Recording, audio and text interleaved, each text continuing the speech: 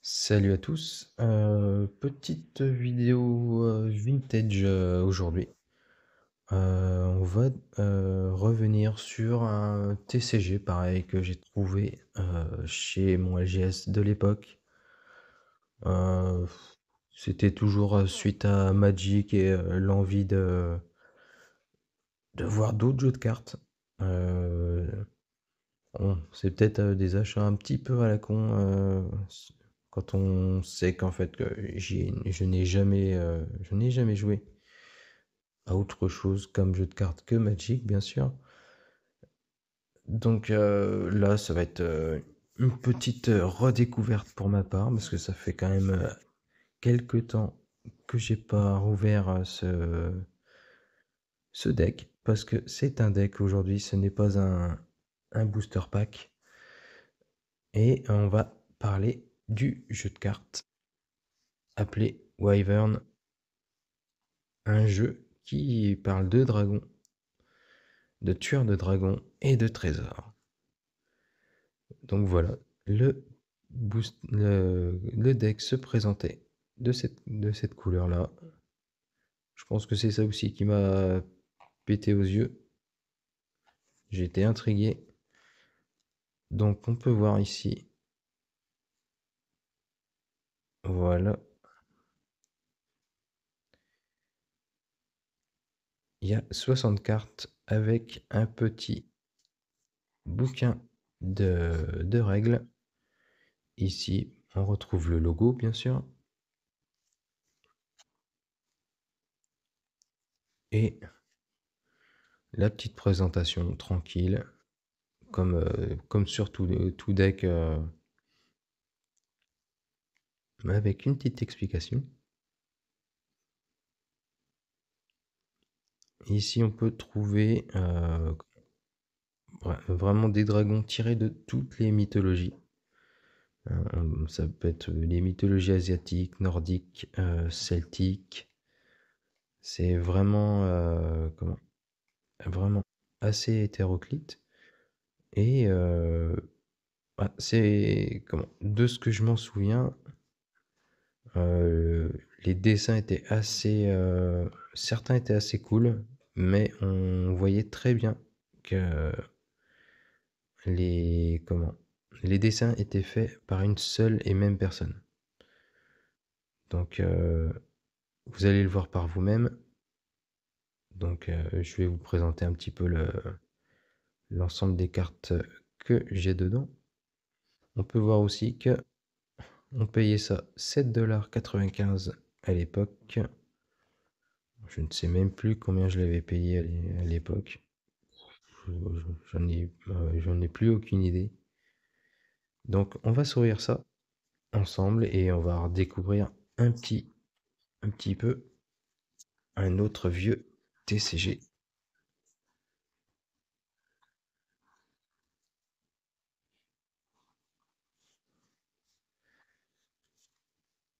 On va se pencher sur déjà le verso. Le verso des cartes qui est simple mais c'est plutôt sympa, hein. C'est très doré. Enfin, un petit peu un aspect mélange de rouille, d'or, c'est plutôt sympa. C'est vrai que par contre, on peut trouver des misprints de Magic avec ces dos-là, euh, avec ce verso-là derrière les cartes Magic. C'est un peu étonnant, mais ça arrive, hein, bien sûr, parce que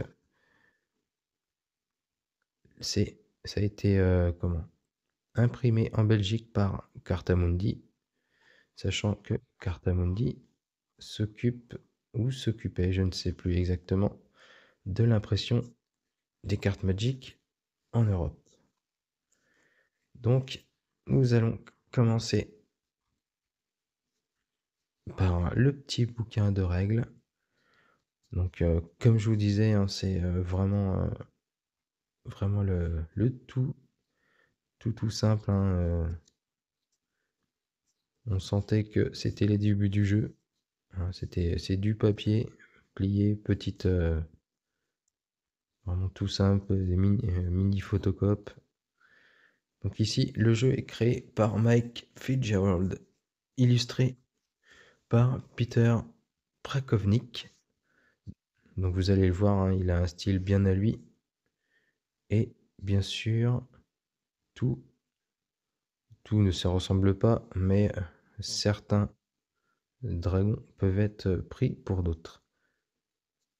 Sans, bien sûr, bon, il n'y a pas que des cartes de dragons dedans, vous allez le voir plus tard. Moi, ce logo-là, je le trouve plutôt cool. C'est une carte de dragon qu'on retrouve aussi, bien sûr. Ici, on a surtout, comment? On retrouve les playtesters du jeu, un peu un descriptif du, comment? Du TCG. Ici, on dit bien que c'est un jeu de cartes pour deux joueurs dans le monde mythologique des dragons, des tueurs de dragons et des trésors.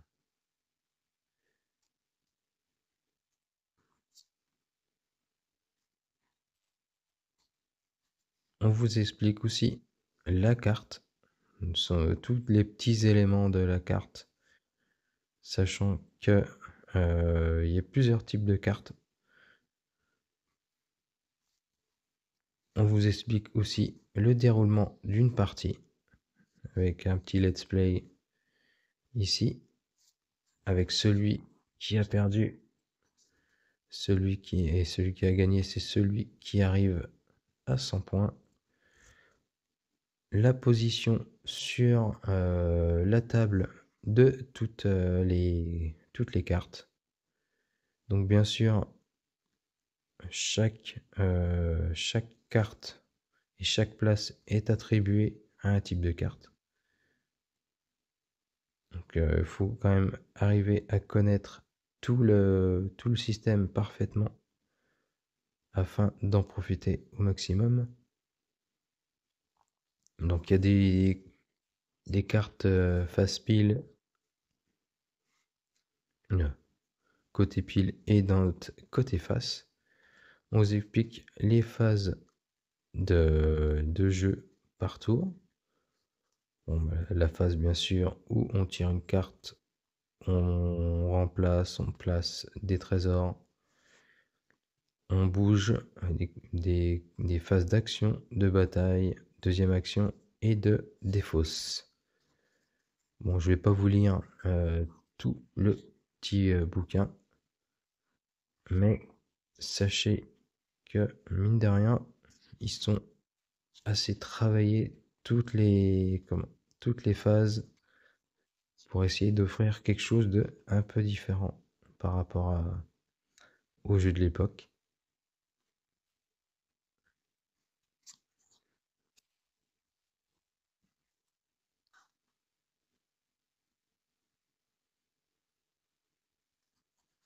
Ah oui, par contre, le petit truc important, faut pas oublier que certaines cartes peuvent aller chez sur le champ de bataille de votre adversaire.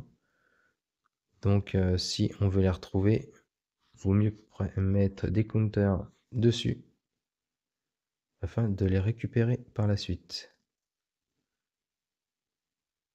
Donc, bien sûr, là, on a aussi des petites règles de tournoi, mais c'est plutôt simple. Je pense que c'était vraiment le tout début du jeu, donc les tournois, c'était peut-être pas le, le plus important.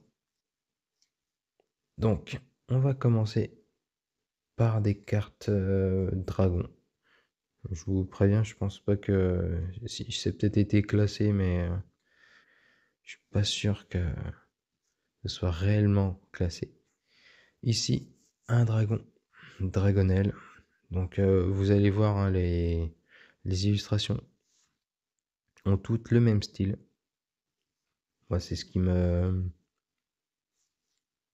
Ce qui me gênait un peu quand j'ai ouvert ce deck, je m'attendais à différents styles d'illustrateurs.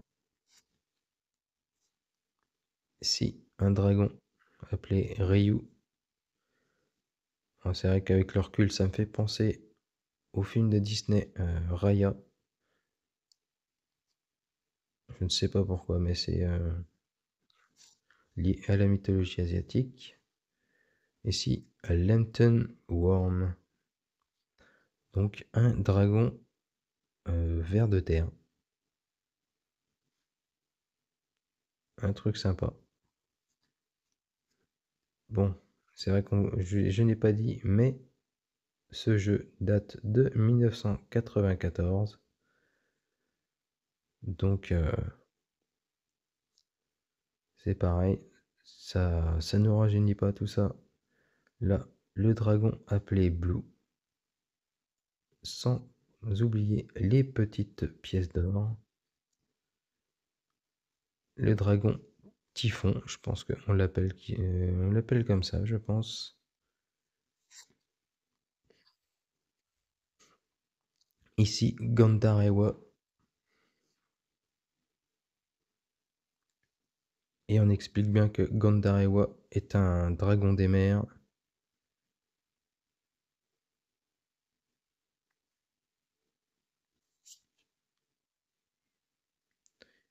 On trouve Ra, un autre dragon. Je pense que c'est l'un de mes préférés, celui-là. Et je trouve que celui-là, il a une super classe. Ici, Kakutan, un dragon cheval.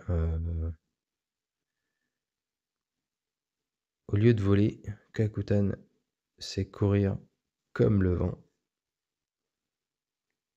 Pareil, je pense que ça doit être tiré de la mythologie asiatique. Echidna. Pareil, une petite définition. Je dirais plutôt une petite présentation de qui est Echidna.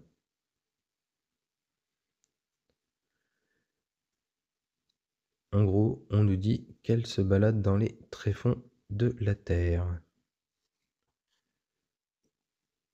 Ici, Vitra. C'est pas Motra, c'est Vitra. C'est un dragon d'Inde qui crée des orages au lieu du feu. Ici, le dragon Givre. Comme vous voyez, pareil, hein, c'est vraiment toujours le même style, les fonds à peu près les mêmes. Le trait.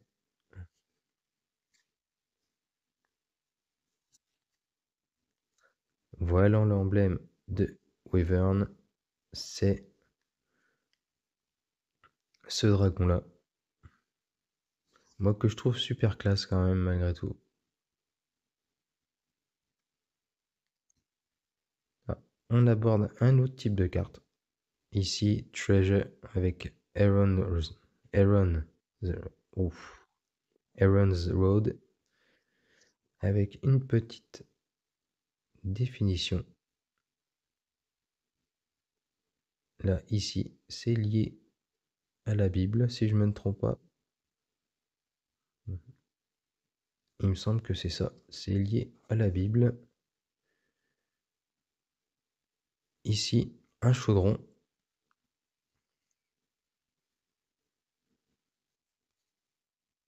Ah. Une carte Battle Action qui s'appelle Battle Chaos.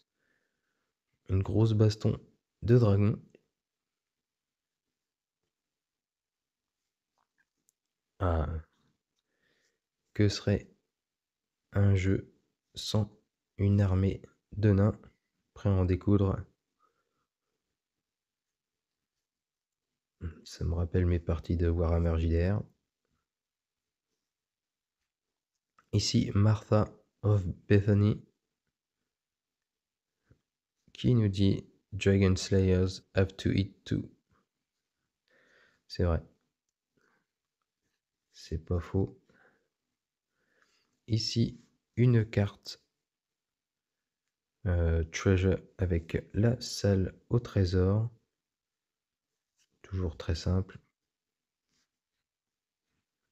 Ici, Saint-Georges. Saint-Georges, je me demande si c'est pas lié à la mythologie par rapport à l'histoire anglaise, il me semble. Et franchement, je trouve même que ce dessin, il est plutôt une grande classe. Là, l'illustration, ça aurait été pas mal sur une carte magique, je trouve. Ici, Hercule, pareil, personnage mythologique, avec les 12 travaux. Zeus, ah bah tiens, quand on a eu le fils, maintenant on a le père. Pareil, je trouve que l'illustration là, elle aurait été digne de Magic. Je dis pas que le reste non, mais il y en a certaines qui vraiment seraient dans le feeling de l'autre TCG.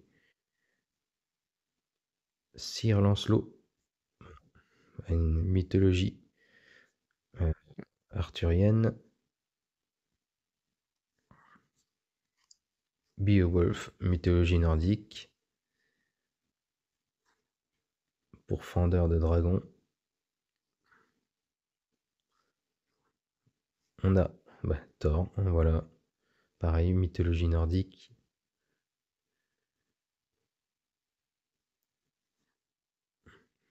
Une carte action appelée Tremblement de terre.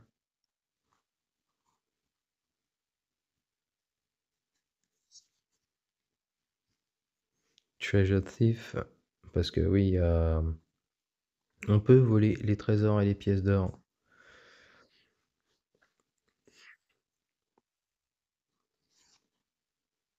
Pardon. Les trésors et les pièces d'or de notre adversaire.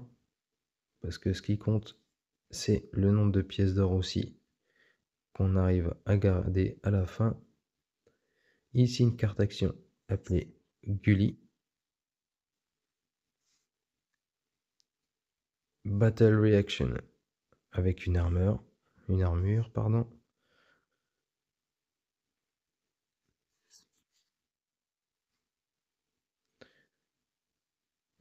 Comment? Un voleur d'or, encore une fois. Voilà. Take one gold piece from any player's gold pile. Une inondation en carte Battle Action. Donc là, ici, c'est pas la peine de penser à des armées de nains. Ici, une carte Knight en Battle Action.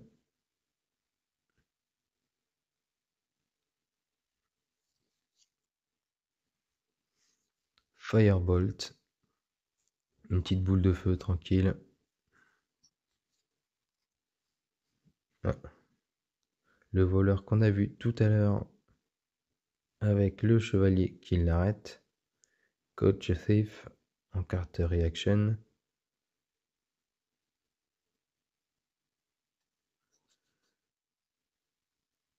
Une vague de chaleur en carte Action qui fait perdre un point de force à tous les dragons qui sont face recto. Goldfind en carte Action. Voilà. Ici, on récupère 2 pièces d'or. Une autre carte action ici qui est Subterranean River.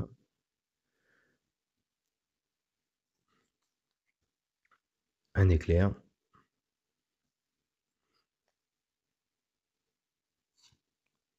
En gros, une carte qui donne le vol à un dragon qui ne l'a pas.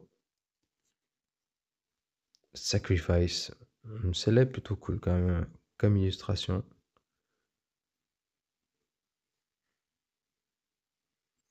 le gagnant de cette bataille doit payer 2 pièces d'or au perdant. Fireball.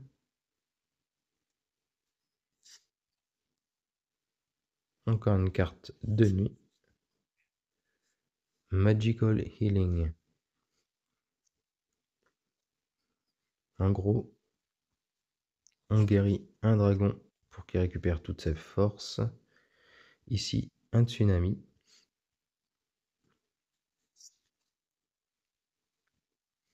De l'air empoisonné qui fait perdre une pièce d'or pour chaque dragon en face-up. Un autre air empoisonné. Une carte action avec le Pyrrhundus Tree. À nouveau une carte Pyrrhundus Tree. Ici un trésor avec un navire échoué.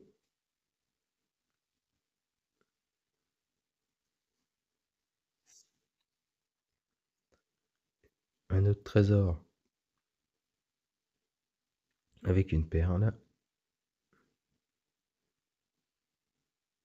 qui fait piocher une carte quand un des dragons gagne une bataille. Les pommes d'or, pareil, les pommes d'or, il me semble que c'est une allusion à quelle mythologie ça, la pomme d'or? Je crois que c'est mythologie grecque, il me semble. Un autre Wyvern, de force 4 avec le vol. Alors voilà un, bien sûr. Un terrain maintenant avec une île. Très très belle illustration.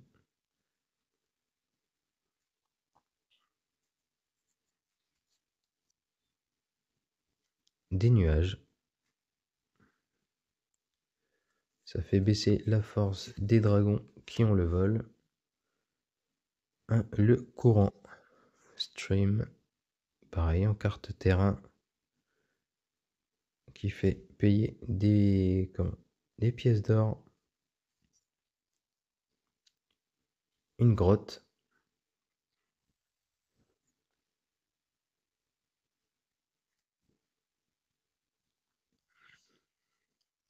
Qui force les dragons d'ailleurs à hum, attaquer que les cartes qui sont face cachée.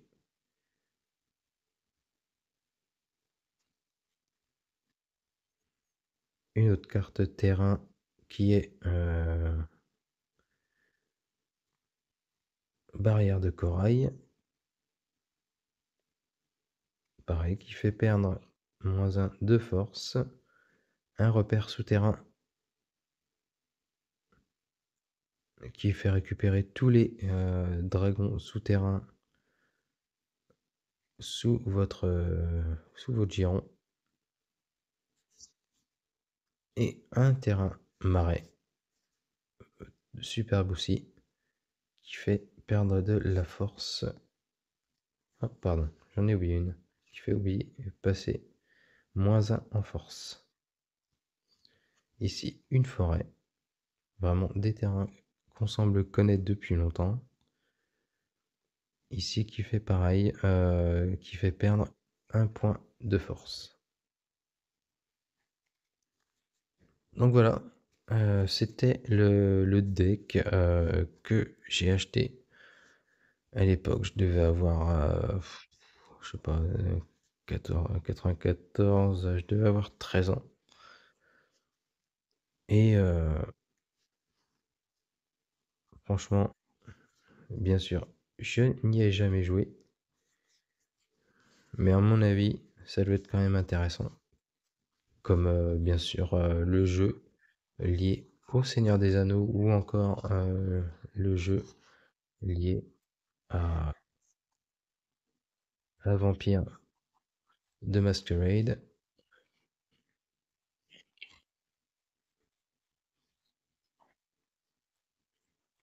Donc voilà.